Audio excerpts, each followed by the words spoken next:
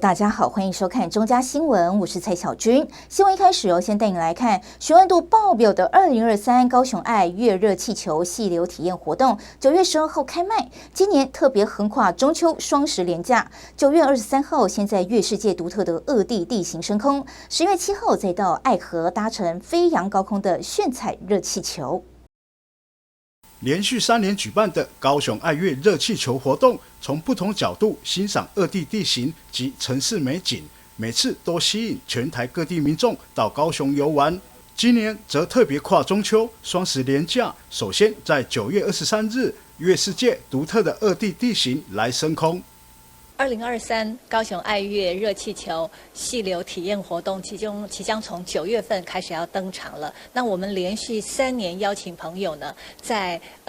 恶地的地形还有都市美景，我们从空中来俯瞰城市的美景氛围啊。首先我们要说明的是，我们从9月23号到24号，以及9月28号到10月1号这个中秋节的连续假期，我们首先会在田寮越世界来揭开序幕。那民众搭乘越气球呢，我们可以从空中俯瞰田寮恶地形的独特的地貌，可以比拟是台版的卡帕多奇亚的这样子的一个浪漫的氛围。而且呢，在田寮的周遭还有土鸡城，大家除了搭乘这个热气球之外，还可以来品尝鲜嫩多汁的土鸡，同时还可以顺道到旗山美浓去走一走。10月7日，来到爱河迷人的港湾美景，搭乘飞扬高空的炫彩热气球，感受法国塞纳河畔的浪漫，与好友、家人叙旧，一起来高雄赏美景、吃美食，度过愉快的连续假期。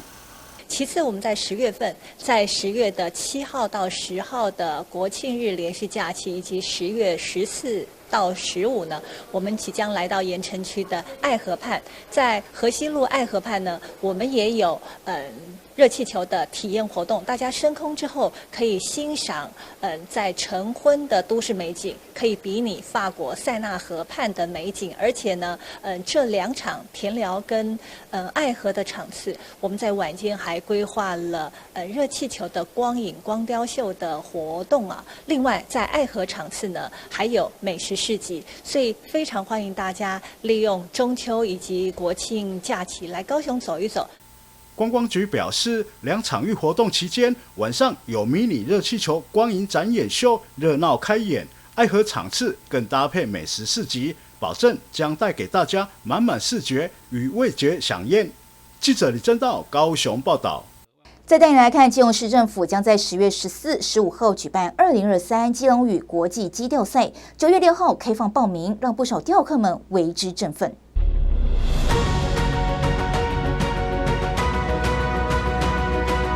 高空俯瞰碧海蓝天，层层浪花打在礁岩上，海景美不胜收。基隆屿得天独厚的天然环境，不仅渔业资源丰富，更是钓客们的最爱。更令他们欣喜若狂的是，2023年基隆屿国际基钓大赛即将登场。钓鱼，然后就开始喜欢上我们的基隆屿，也因为钓鱼让这个基钓比赛呢，从我们的基隆屿的基钓比赛呢，从第1届就请我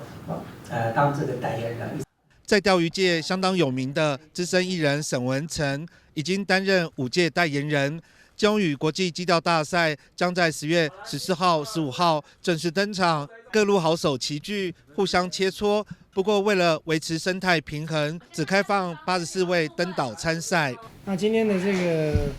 个基隆屿的国际基钓赛有很多的奖品，很多的奖金，但是更重要的是要凸显我们基隆拥有丰富的海洋资源。那未来我们也会朝更多的观光娱乐跟海洋的融合，来作为未来的我们的一个具体的产业政策。那我们从这一次的基钓赛，希望让更多有名的选手可以透过基隆的这一场比赛来崭露头角，也可以让更多的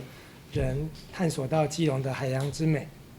请来艺人沈文成和基钓美少女和市长谢国良一起穿上救生衣，强调基钓活动安全第一。这次呢，我希望说，在大家共襄盛举之外呢，大家齐心协力，把这次的活动呢跟以往一样的办得越来越精彩。越来越轰动，然后驰名全世界，让我们的基隆屿变成说全世界都钓友都会来这边朝圣的一个圣地。这是我也是对我自己一个期许。基隆屿国际基钓大赛有超过20万元总奖金和知名钓具品牌摸彩活动。市长谢国良希望透过基隆屿基钓大赛，让钓客们爱上基隆屿，同时带动基隆成为基钓运动的领头羊。记者黄少明基隆报道。2023台南文旦比赛历经2个月的赛程，由麻豆农友郭李春梅拿下文旦王。市长黄伟哲也一一颁发25名获奖的农民，欢迎消费者赶快向农友来采买。今年台南文旦比赛已经迈入第9届，经过2个月严格的评选赛程，比果园也比果品，让台南文旦产业水平一年比一年进步。市长黄伟哲于77位参赛者当中颁发2等、优等以及头等奖等24位，还有1位特等奖，则由麻豆农友郭李春梅拿下文旦王。市长一面品尝，一面强烈推荐中秋送礼最好的水果。这个皮这么样的细致哈，那里面的果肉这么样的鲜艳哈，所以说非常非常好吃。而且文旦是一个健康的水果，健康的果品，欢迎大家来9月29号，中秋节吃文旦，配合咱的连土族的迄个肥料，就是讲搭配的吼，阮嘛研究真久，到研究到配合甲会好势。台南文旦因为土壤地质条件适宜文旦生长的优势，加上农友的栽培管理技术不断提升，所以香甜的滋味令人印象深刻。立委郭国文团队也结合企业持续协助农民行销，透过中秋的送礼，那能够多多享用我们麻豆官田下营的麻豆文旦。那在企业媒合方面，我想也要感谢郭国文委员一直在媒合我们的企业，帮助我们这些幼农。现场所有得奖文旦柚的品质一定都是水平以上，所以从外观、形体、色泽、重量等条件，农会总干事也要教大家如何挑选文旦的小秘诀。不要那个破头，就是尖尖那个头发可能会比较是新长。然后像这一颗很标准，然后它摸起来毛细孔是很细的，这个就是最标准的。然后还有它的底部这边会有点凹，那这凹的话就是代表它是已经成熟了，所以这是很标准的一个挑文旦的一个办法。农业局提醒大家，因为台南文旦品质保证，所以想要购买得奖农友所栽种的就得赶快，因为已经供不应求。记者郭文吉台南报道。2023台湾设计展由新北市和经济部工业局共同主办，邀请新北市长侯友宜、经济部次长林全能、社研院院长张基义以及各展区策展团队齐聚新北市府，预告系列活动将从10月6号到10月22号，欢迎民众一起来感受设计之美。经济部从2003年起推动台湾设计展，从一开始将闲置场域空间再利用活化，到2014年起，透过设计扶植地方产业，整合地方特色。2020年将设计导入城市治理。经济部次长林全能表示，今年台湾设计展首次在新北举办，主题是新北圈起来。圈起来是串联环抱，回应城市的环状样貌以及运转的百工百业，透过设计结合在地能量，将新北各市的圈起来，呈现群力共筑的设计精神。这21年，第一次我们新北市跟经济部这么一起合作，来这个大家共同来主办这样的一个很重要的台湾设计展，这是一个很重要的特色。那第二个很重要的特色是我们有主展区，那也有透过5个卫星的这个展区来呈现新北一个很重要的一个这个设计的元素跟特色。就如同刚刚我们主持人所讲的，这次的主题是 COCA。新北 COCA， 我们把所有的食衣住行在设计上所呈现出来的东西，透过这个圈起来这样的一个很重要的一个主题的设计，呈现给大家。那第3个特色，我们是有很重要的这个不同的场域的开放，那这都是有设计的相关的元素融入进来，包括我们从校园、卫生所，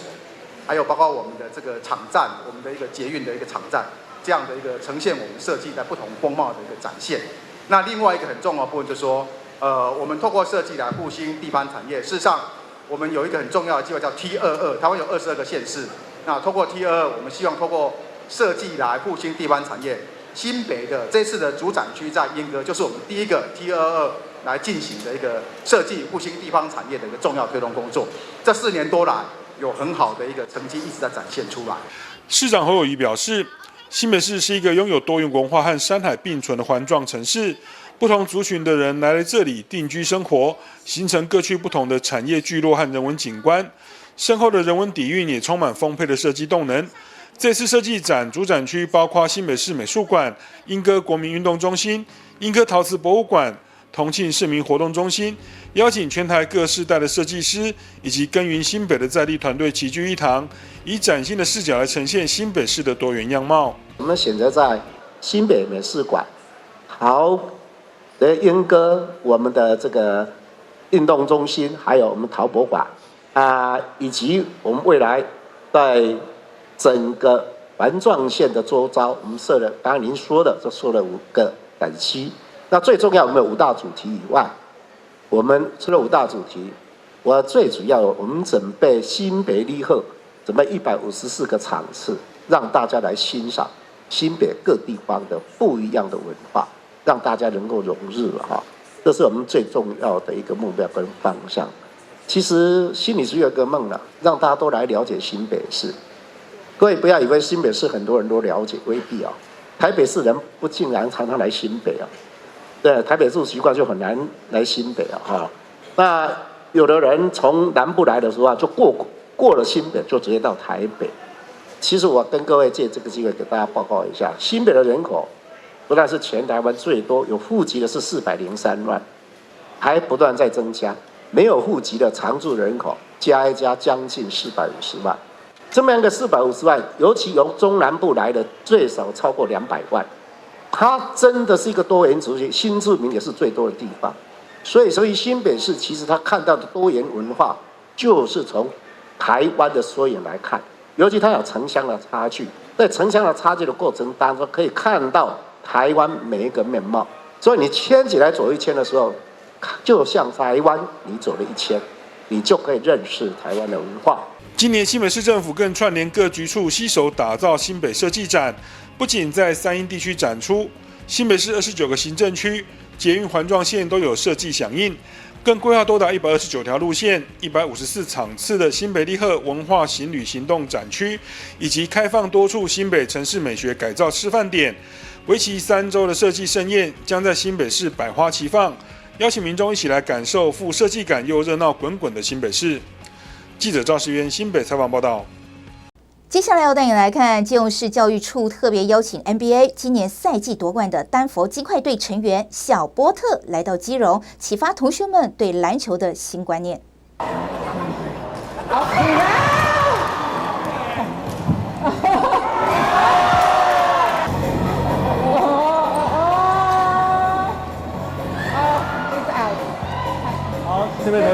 在现场，小波特亲自指导基隆的同学如何精进球技，并亲自示范基本功的训练投球与专注度，透过行动为学生们上了一堂宝贵的 NBA 篮球训练课程。可以增进我们的球技。因为他刚教的东西是不是你们之前比较没有碰过的？对，比如投篮，然后对，然后上篮的模式也没有做过。因为他们刚刚那个方式主要训练什么爆发力还是什么？像弹跳跟投篮的精准度。第2次弹跳了。对。Michael Porter 对抗，大家帮同学加油！加油加油！我们看看同学能不能赢过 Porter。有机会哦，13号同学。13号同学。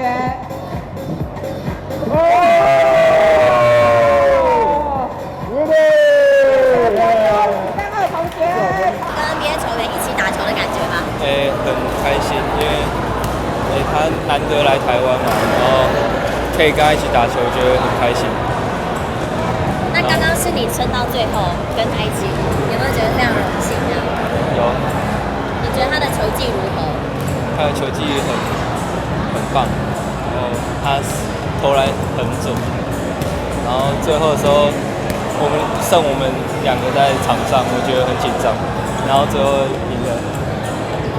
看到本人呢，你觉得他本人帅吗？还是怎么样？给你特别的感觉？他本人比我想象的还要高。比较刻意的右边去运球。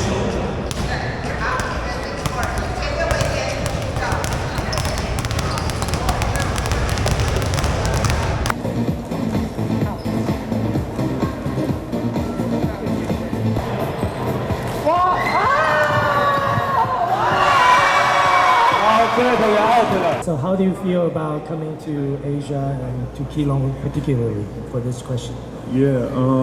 I've been wanting to come to Asia for a while, so to be here, see the culture, see how you guys live, you know, eat the food, and meet everybody has been a great experience. I'm looking forward to working with the basketball team, and I'm having a great time so far. It's only my second day here, but I'm having a great time.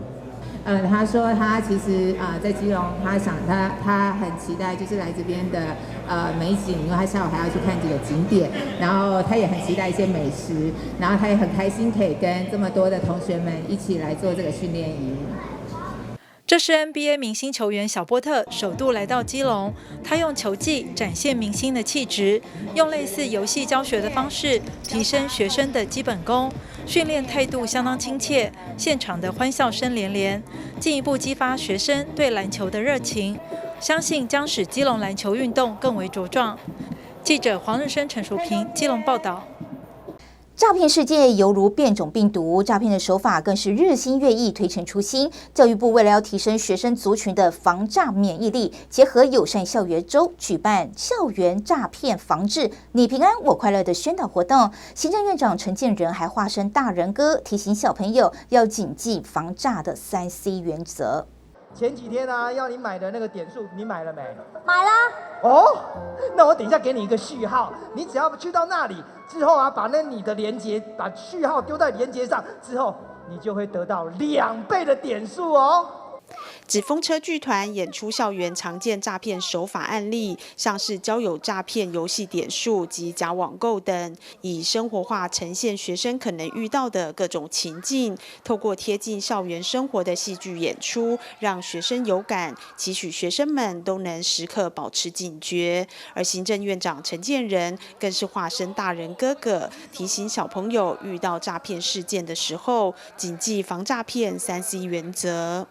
如果是你，或者是你的哥哥姐姐、爸爸妈妈或者阿公阿嬷说：“哎呀，糟糕了，我好像被骗了。”那这个时候你要告诉他3个 C， 第一个 C 叫做，对，答对了，第一个冷静，第二个是查证，好棒哦，第3个是打165，耶！大家为自己拍拍手，很棒很棒。你们是我看过最棒的小朋友，看了表演以后有这么好的反应，我们每一个人都要把这样好的防诈骗的方法来告诉爸爸妈妈。我们说这个害人之心不可有，防人之心不可无，对不对？那我们要说诈人之心怎么样？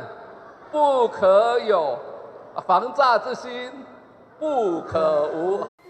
教育部长潘文忠表示，教育部推动识诈面向教育宣导，举凡从师资、宣导课程、资源等各层面着手，推动校园诈骗防治整体策略，并启动校园诈骗防治的系列活动，更特别邀请中央及地方政府代表共襄盛举，共同宣示校园诈骗防治的重要成果。特别要提醒的就是这个反诈骗。也就是刚才纸风车剧团的大哥哥大姐姐们，透过非常精彩的这样的演出啊，要让大家知道，看起来是一个哇超好的、很棒的好的条件啊。结果你一旦上网了啊，你一旦传了信息啊，要后悔就来不及了。我刚才看到同学的反应很棒哦，那个大姐姐跟你求救，跟你请问照片可不可以传出去？你们的答案说怎么样？哎呀，大家如果都这么厉害，我们就不用来这一趟了。表示大家都慢慢都知道，现在有非常多的这一些要骗人的人或是一个集团，就是想尽各种办法然后呢用各种的这个诱惑，就是要让大家上当把照片给人家把点数给人家，甚至把钱给人家。那更可怕的一个，把毒品给人家。我们有一个跨部会，就是希望能够有一个新世代打击诈骗的这样的一个行动纲领。这当中有认识诈骗，有防堵诈骗，有要阻绝诈骗，还有最后那一个要惩罚诈骗。所以呢，这样的一个方案我们希望能够让我们所有的大朋友、小朋友都能知道我们都相信小朋友最厉害。你回去看到今天演出那个高高的那个很可怕的那个小魔王，动辄就是要把人家的口袋的钱拿出来的。你回去不是你知道而已要记得告诉谁？哇，爸爸妈妈、阿公阿嬷也要。阿公阿嬷觉得哇，5000块可以变5万块，变50万，讲起来好诱惑人天下没有白吃的午餐，所以要告诉阿公阿嬷，告诉家人，如果有接到这样的讯息的时候，要特别的小心，这才是我们认识诈骗的第一个最重要的观念。所以呢，有了这个，就像我们在面对病毒的时候，让自己的免疫力变强这些就不会侵害到我们。教育部也呼吁全国各级学校、老师、家长以及社会大众，诈人之心不可有，防骗之心不可无。诈骗防治最重要的关键步骤就是认识诈骗、不被诈骗以及不诈骗人，要将防诈意识在校园扎根。记者林习慧台北报道。日本最大动漫品牌正式进驻高雄捷运 R11 站，吸引了不少动漫迷前往朝圣采购。高捷公司指出，南台湾最强盛的 ACG 圣地即将诞生，并预告将会有更多的动漫电玩商家进驻。这是台湾绘师的画册。从背包中拿出才刚购买的商品，开心地展示给镜头拍摄。动漫粉丝喜悦心情写在脸上，因为买到了自己心爱的标的物，也顺利地帮同学代购成功。一趟从屏东来到高雄的疲惫感不仅完全看不到，对于采买金额超过5000元，这位来自屏东的大学生也直呼值得。应该说全部加起来的话，大概是5000左右。是有部分是你个人的，还是跟帮同学买这样？就跟他们一起核算因为这样排队比较便宜一点。是从哪里来这边朝圣的这样？屏东比较近就之后要买东西的话，可以特别过来这边。就是它是主要就是日本进口的商品包含台湾也会在卖，就很多式样，像书籍就是相关的周边都有因为我前几天有去台北他们的台北店看那如果跟台北店相比的话，我觉得在他们的场地上就是相差很多但如果说这边的东西的话，因为他们每一间店卖的东西都不太一样，有些台北没有的，但这边有，所以我觉得。因为可以就近，就不用都特地的跑去中部或北部买，我觉得蛮方便的。高捷公司提到，高捷 R11 站车站商场的日商安利美特，在日本当地是规模最大的动漫品牌。随着在9月1号的开幕进驻，加上高捷长期打造的动漫文化，两者未来合作将会更加密集，也势必将成为南台湾最强盛的 ACG 动漫游戏主题商场圣地。像近几年高雄国际动漫展有复办嘛，那还有平常本来就会办的。比较大的像 CWT 或者是博尔同人展我觉得这些都蛮不错就不用让南部的人需要特地跑去北部才能参加。所以我觉得，未来如果高雄市有这么多的活动的话，我觉得身为屏东人，我也会愿意跑来高雄市参加。那我们这一次呢是跟莫凡公司一起合作，我们打造了 R11 高雄车站这样子，成为一个 ACG 这样子的一个商场。那我们这一次呢是9月份刚好这个安利美特，它是我们现在日本最大的一个动漫的一个公司，那它也进驻到了我们的高雄车站里面来。那这样子的话呢，所以我们就是希望说可以在这里呢可以打造成一个很棒的一个动漫的商场。那在这边呢，其实有近1000坪，就是我们有新站跟旧站这样子的一个面积加起来有近1000坪的这样子的一个场域。那我们是希望说，后续呢，我们也会有非常多的其他的商家都陆续的进来我们这样的车站。那我们会在年底的时候呢，进行一次盛大的开幕。现在呢，可以跟大家做预告，大概会是12月份的时候。根据记者观察，非假日的中午时间，虽然有许多动漫粉丝前来朝圣，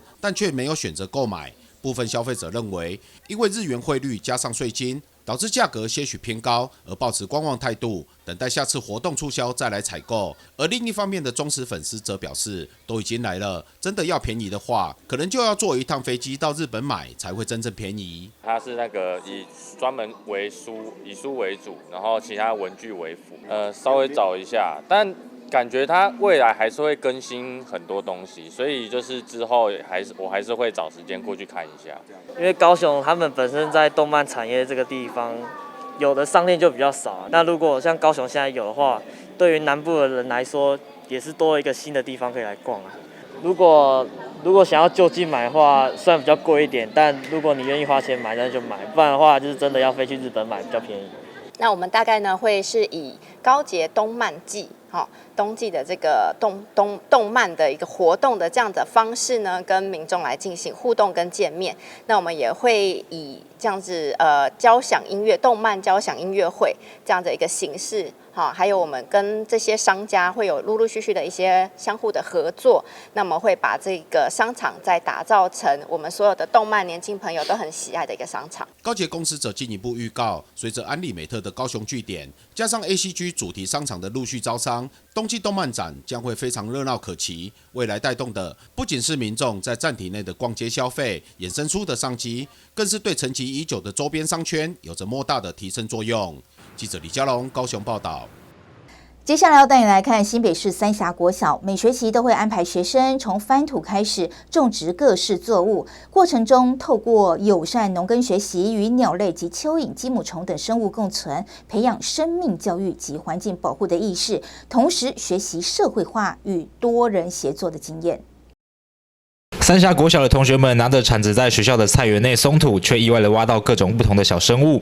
三峡国小的食农教育课程主要针对中低年级的学生，以友善植栽的方式让小朋友们种植各种食用作物，针对不同年级规划种植难易度不同的蔬菜水果。低年级以较容易照顾的叶菜类为主，中年级则是在有了先前的种植经验以后，选择番茄等攀爬类作物。三峡国小呢推广的这个食农教育呢，主要呢是一种友善植栽的一个概念。那我们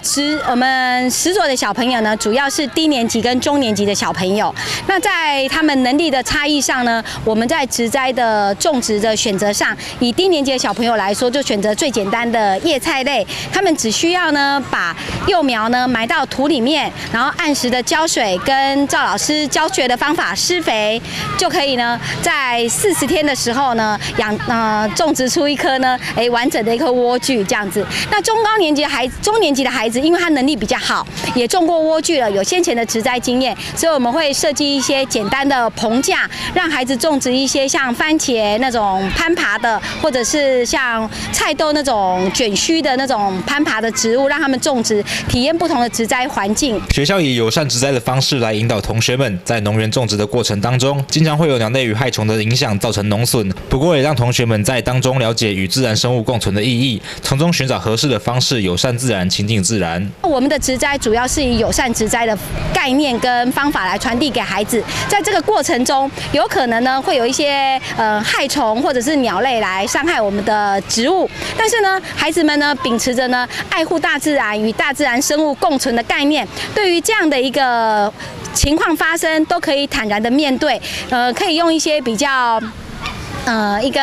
应该说一个友善的方法，譬如说把小虫移开，或者是呢直接与它共享的概念呢，来面对这样的一个生态状况。然后对于呢整个环境的友善跟亲近度呢，其实我觉得有大幅的提升。教师陈兴全表示，在植栽的过程中，同学们之间的互动让他们学习社会化的过程，并且了解到该如何通力合作，对于同学们而言是终身受用的宝贵经验。在目前还没有经济压力以及收成压力的情况下，对于生长在都会区的同学们来说是非常有意义的体验。那过程中，其实他们难免会跟孩子其他的孩子有一些互相的一些意见不合的地方，也可以从中学习呢互相合作，跟养成呢未来一种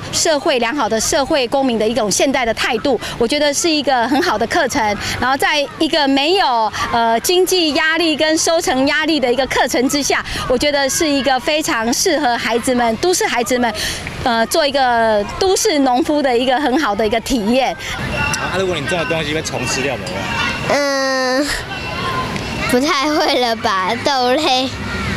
绿的应该不太会。为什么？因为你要比较不容易看得见。就是呢，我们先会把那个番茄先采下来，把那个，因为我们会架架子，所以我们就会慢慢的把架子拆开。所有的小朋友都会慢慢的把架子拆开，拆开之后才会拿给老师。然后番茄就是我们自己带回家，我们不是从红色的那个番茄的时候才采，我们是从绿色的番茄的时候才采的。遇到害虫，有时候可以跟它和平共处，就把它移到另外一个自己准备的蔬菜上面，让它也可以继续吃菜。就是我觉得挖土的地方最好玩，因为它可以挖很大的洞，还可以挖到蚯蚓。然后我还可以挖到金母虫，我也觉得很好玩。校方表示，此处农园提供宝贵的自然教育资源，让同学们理解桌上的美味佳肴是如何从土壤中孕育而成，也让孩子们在过程中探索自身与自然环境及人际社群的关系，促进同学们培养现代公民意识。记者李根基，新北采访报道。再带你来看，台南市东山区农会携手粮食制造品牌团队，结合黑叶荔枝、红龙果、咖啡及柴烧龙眼干，推出中秋礼盒，当中蕴藏16道蔬食料理食谱，让民众借由简单的烹调，品尝东山的好滋味。台南市东山区农会在中华日报的牵线之下，与台湾企业品牌粮食制造，以荔枝、火龙果做成果泥，另外搭配龙眼干和咖啡，用文创礼盒的方式推出中秋节伴手礼。咱东山的农特产品非常的丰富，咱这届跟咱的知名品牌企业粮食制造共同联手来推出中小企业城乡创新辅导计划。将咱东山的农特产品来做食材。那这个礼盒呢，当中我们是延续在地永续的精神，然后呢，让水果能够入菜。东山区的天气呢，这是非常得天独厚的，在这么样好的一个土地的状况下，然后农民这么辛勤当中，我们才能够去把这样子的一个礼盒把它设计出来。主厨林胜志在现场也用火龙果做成炒饭，以蔬食简单料理的概念，针对这4样农产品设计16道佳肴，让民众在家就能轻松烹调，期待透过美食传递东山的人文风采。那这次呢，会用东山区的这个咖啡的话呢，我会来做一个咖喱。那咖喱的部分里面会加入这个猴头菇来做一个炖鸡。那当然这个荔枝的部分呢，里面就是比较偏向是一个凉拌菜。那当然也可以把它做成一个塔啦，或是一些法式的一个小点。粮食制造团队更在东山区拍摄系列影片，让消费者认识当地农民用心经营农产业的故事，协助东山区农友提升农作物价值，创造新的发展商机。记者顺怀台南报道。高雄连锁面包业者推出巨无霸面包，将菠萝面包和墨西哥面包放大5倍，吸引了许多顾客的目光。巨大的外形制作起来耗时又耗工，所以每天门市只限量20多颗。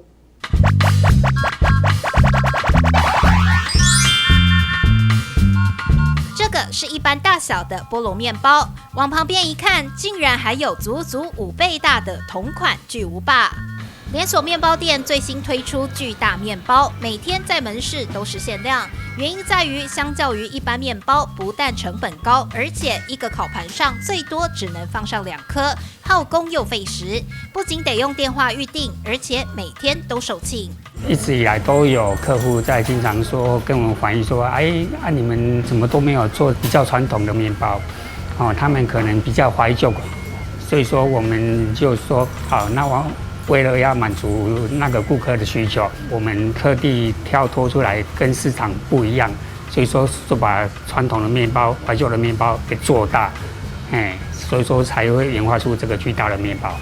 菠萝面包和墨西哥面包都是台湾传统的古早味甜面包。这样的面包看起来很简单，其实其中有很多的美角。要如何在维持面包柔软的同时，入口咀嚼后还能保持不干涩？尤其在面包放大体积之后，面团和内馅的比例更是格外考验师傅的功夫。一般越大的面包它其实技术门槛会越高。它除了必须要在原料的慎选之外，而且在制程方面，以及我们各个工作的那个重量，我们都必须要再更加慎选考虑进来。比方说，在它的发酵的部分的话，我们必须要让它发酵的更精准，不要让它超过，因为你发酵一旦过发的话，它就会造成面包组织的粗糙，以及吃起来会比较干。台湾南部习惯吃甜，原先店家就是应客人要求而做出巨无霸面包，推出之后也收到不少客人的回馈。客人反馈的话，他非常的惊喜，说它比我们认知的传统面包更跳痛。他没有看到说一个面包传统面包可以比莲还要更大，然后吃起来口感又更加的湿润，更好吃。现代人生活繁忙，经常选择方便携带的面包作为填饱肚子的选项。如今推出这样的大面包，还能和亲朋好友共享，在快步调中忙里偷闲，一起享受早餐和下午茶时光。记者周福庆、李凡飞公审报道。再带你来看，位在高雄凤山有一间龙虾堡，忽然间爆红，有不少民众到现场买都买不到，更有人因为买不到就给店家负面评价。对此，高雄市议员黄捷就替老板打抱不平，强调好店是值得等待的。才刚开始营业没多久，摊贩前就陆续来了不少人潮。工作人员们忙着制作龙虾堡，将整尾的龙虾肉铺在面包上，看起来分量十足。从林口为了吃龙虾堡来，我10点半左右就到了。大家从北部下来，因为看网络好像蛮风行的，该跟风一下。不过还是有人来到现场扑空，想要购买却买不到。想要来一份4盎司龙虾堡，可是走近一看，居然在中午的时间，全部已完售的牌子就已经摆出来了，想吃还不一定吃得到。从捷运走大概10-15分钟吧，然后想说再来去看到它看起来很好吃，然后特别走过来，结果没想到这么快卖完了，11点开卖，然后现在12点多吧。拍谁哈。面对一波又一波的人潮，老板频频道歉，也因为没有办法事先知道当天到底有几尾龙虾可以提供给顾客，因此无法接受客人提前预定。比如说我今天有准备给100只啦，但是它可能品质没有到达那么多，我们可能挑拣就没有办法供应这么多的龙虾给客人嘛。大量的客人让原本的工作量瞬间增加，老板只好找来家人一起帮忙，但备料到很晚，又得早起准备开店，实在让身体有些疲惫。我只有我跟我老婆在做啊，我妹跟我妹婿是因为这几天的关系被我硬拖来帮忙的，嘿啊，就从头到尾就只有2个人在做而已。啊，我们每天都备料到4点、4、5点，早上9点、10点就又起来了，这样子的负荷量实在是太大了。龙虾堡的热度随着素食店推出新产品不断升高，老板的电话一通接着一通，客人一个接着一个。不过人手实在不足够，能做的量有限，希望大家能够等到风潮消退一些再来购买。可是就电话就几支俩，一支电话而已，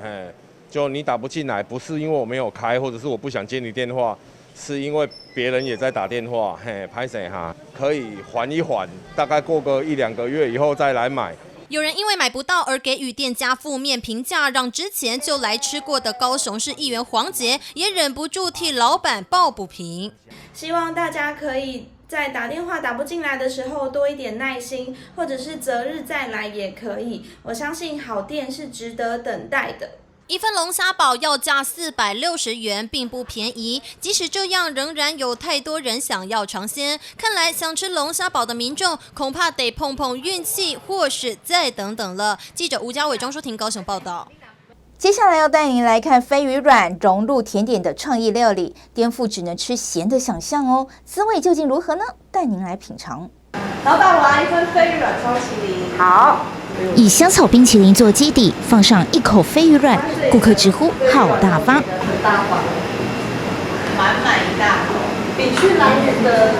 那边的飞鱼卵还多。赶紧吃上一口，甜中带鱼的鲜甜，究竟味道如何呢？我觉得，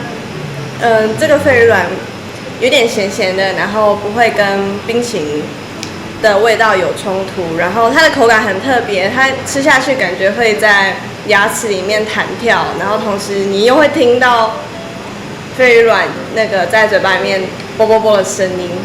啵啵啵的口感在嘴中化开，增添冰淇淋的层次。业者将丰富的口感层次加以运用，这几年火红的法国甜点达克瓦兹内馅竟然也是飞鱼卵，颠覆了大家的想象。口感上又多了一个层次，就是你吃下去的时候不会只吃到达克瓦兹的酥脆绵密，还会有飞鱼卵在你的齿唇之间啵啵啵的感觉。一样啵啵啵的口感，让这烤得恰到好处的蛋白饼有海的魅力。选择在正滨渔港创业，业者不止在食材选用在地，还有装潢也颠覆一般民众对甜点店的想象。爬上2楼，竟闻到淡淡的中药香，赋予中药柜、中药碗盆新生命。飞鱼卵系列的甜点与餐饮在这里发亮。它其实是一个我们中药店的一个柜子，然后上面的那一些药罐子其实都是放着不同的那个茶叶。不光是真的是展示品，它其实也是一个我们生活会用到的器皿。感受到老物件的生命力，业者创意运用，又将既有的好物与农渔特产结合，再创新火花。记者蔡小军基隆报道。再带你来看知名泡面品牌结合日本漫画中华一番，联名推出面的大风暴统一面创意料理征集活动，让参赛的民众发挥创意，将泡面变成各种创意料理。中华一番的作者小川悦司也特别来台担任评审。开水一冲，盖上盖子，再焖个3分钟，一碗香喷喷的泡面马上就能开动。因为料理方便，价格又便宜，泡面这项产品一直深获许多年轻族群喜爱。知名泡面品牌举办面的大风暴活动，邀请民众以统一面为主角，展现各自的创意料理想法。同时，更邀请到日本漫画《中华一番》的作者小川悦司来担任评审打分数。获得料理奖的民众就有机会将自己的料理作品入画。活动吸引许多书迷粉丝参赛。会参加这个活动是因为很喜欢这个老师，然后当时候看到这个比赛的时候，就想说，因为有一个东西叫做，就想到它里面有一个东西叫做面飞面，然后所以我就想到的是，是要把面做成面的样子，所以我就想到，那我要做面包，把面放到去包间，让它看起来有一个伪装这样子，然后最后做面这样子。你现在也算特级小厨师了吗？对，我现在特级小厨师。中华一番作者小川悦司厨艺品尝每道统一面的创意料理，也对每一参赛作品做出评论。看到小川先生边吃边点头的样子，看来这些料理不但有创意，而且也很美味。统一面是台湾的所谓的精神粮食，跟日本的日清食品是一样，属于台湾规模最大的食品。然后他也又试过这个统一面的各项的面，他也觉得非常的好吃。然后这次来参加的话，又看到各位台湾的朋友把统一面的创意发挥到极致。这个中华一番也是我们从小很喜爱的一个漫画，那里面也有很多很精彩的内容。它跟今天所创意料理，大家发挥很多创意出来的一些好吃的料理。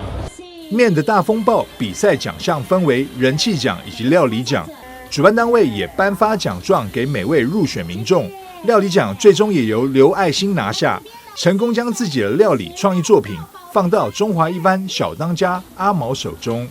记者张硕维台南报道。在龟山的丰茶米休闲农业区内，有一间农村咖啡厅，别于都市巷弄的网美店。放眼望去，是一片绿油油的农田与原始的山林风光。店内使用的咖啡跟茶都是龟山在地自产，可以享受在地的好味道与农村慢生活的惬意。大家坐在户外草皮区，享受咖啡香跟自然的微风。仔细一看，这间咖啡厅不是在都市巷弄，也不是网美打卡店，而是坐落在龟山农村内。放眼望去，是绿油油的农田跟原始的山林风光，让人远离城市的喧嚣，感受农村慢生活的惬意。虽然只有在假日才开店，仍吸引不少民众前来。它的咖啡味道很好，然后它的甜点我觉得是很好吃，就是很酥脆的感觉。然后这边的风景又好，你可以坐在这边欣赏田园的风光，然后看一下日落。而且这边本身休区其实推广的还不错，所以因为我本身是龟山人，所以会蛮想带我的家人跟小朋友来。一般的咖啡厅比较是追求所谓的网美的那种打卡的感觉，可是这边我是喜欢它的追求大自然，因为带小朋友来可以就是看看田边有什么景色啊之类的其实它是比较接近原始的那种自然的感觉。老板林世玉的本业是消防工程，家里也有务农，想要进一步推广龟山在地的好茶、好咖啡跟农产品，因此决定在农田间打造独特的农村咖啡厅。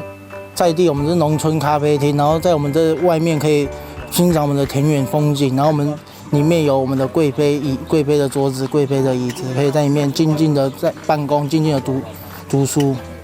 然后在我们的咖啡厅里面，我们的咖啡是我们农村里自己种的咖啡，还有我们的这边可以让我们农村附近农家可以在这边摆放他们自己的商品，在这边聚集一个好的小市集。咖啡厅位处龟山丰茶米休闲农业区内，不仅可以一览农村风光，还可以实际走进田里体验农事，还可以欣赏灌溉水渠跟池子。店里使用的都是龟山自产的咖啡、茶跟米，让大家来这里不只是放松聚会，也能品尝在地的好味道。咖啡是我们在地自己生产的，自己烘焙、自己烤、自己炒弄出来的。我们的茶也是我们在地自己去把人工下去采，人工下去做，去把它生产出来。我们米也是我们自己人工自己下去种、下去采出来的。在我们这边是不敢说是有机的，我们这边就是无农药的去做法。就为了这家店是要让就是附近台北、新北、桃园可以知道我们的在地的龟山的好世外桃源的环境，然后让我们，因为我们最近我们这边有一个休区，也可以推广出去。另外，老板也结合休闲农业区的手作老师，每个月都有安排 DIY 课程，材料都取自农村内的树叶跟果实，可以创作结合大自然独一无二的作品。我就是把这些植物，变成一个植物创作很有创意的课程。那希望说我们休区里头除了有很好的那个农产品之外呢，还可以注入一些艺术的种子，让我们休区的有一个多元的风貌。最有特色是因为我都喜欢用树叶来作画，因为我们休区里头一年四季都有不同的树叶，那也有不同的种子所以我都是利用这些树叶、种子、果实来作画，跟外面的作画是不太一样的。这家农村咖啡厅就在丰茶米休区，临近新北跟桃园，只有假日才开店。除了咖啡，松饼也是店里的一大招牌。欢迎大家一起来到农村，远离城市喧嚣，喝香醇的咖啡，吹着田野的微风，享受慢活时光。记者赖伟一桃园报道。以上就是今天的中嘉新闻，也欢迎您到中嘉新闻的脸书及 YouTube 按赞，就能及时获得最新的在地新闻。非常感谢您的收看，我是蔡小君，祝您一切平安，我们再会。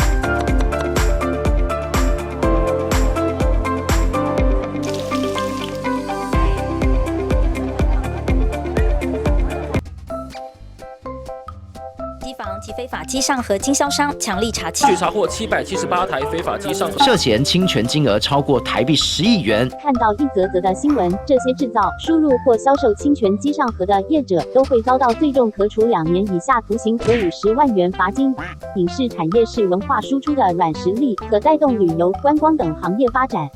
盗版业者行为会让正版业者收益减损，进而减少产出优质节目的能量与资源，直接受到伤害的是文创工作者及消费者。所以请大家检